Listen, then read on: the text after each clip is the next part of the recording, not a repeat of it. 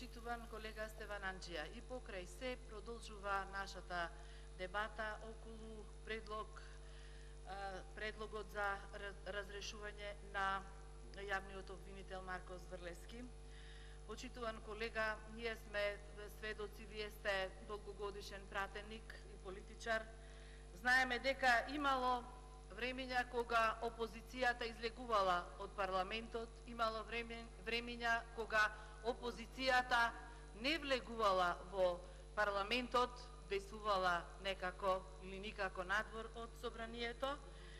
Имаме примери на власт која си молчи, а ние сме, почитуван колега, опозиција која постојано говори за значајни прашања, за виталните ресори во нашата држава и практично, како што добивам и пораки од диаспората, викаат нашите луѓе кои живеат надвор од Македонија, ако говорете, борете се, не ја давајте Република Македонија.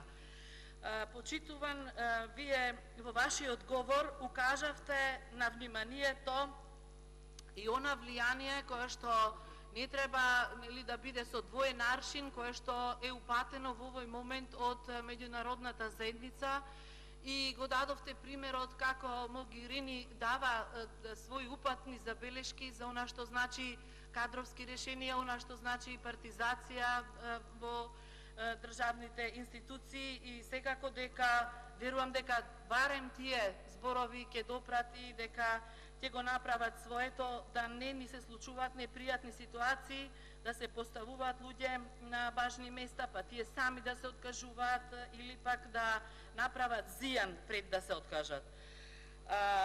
Го спомнавте и Прибе, тој секако дека си прибира податоци и во времето кога ќе треба да го каже своето мислење, сигурно ќе стигне некој извештај кој што за жал нема ни нам да ни биде пријатно, затоа што нам не ни е во прилог да гледаме како греши власта, туку да направи вистински чекори од единствена причина затоа што ние си ја сакаме државата и сакаме работиме за граѓаните да биде добро за сите граѓани, без оглед на нивната припадност.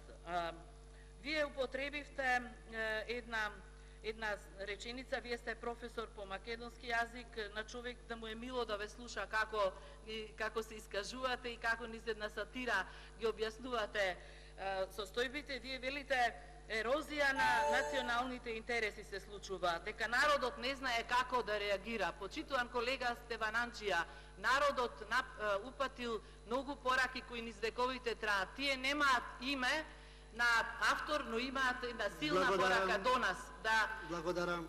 Бидејќи народот знае како да наградува, како да казнува и како да опоменува. Благодарам.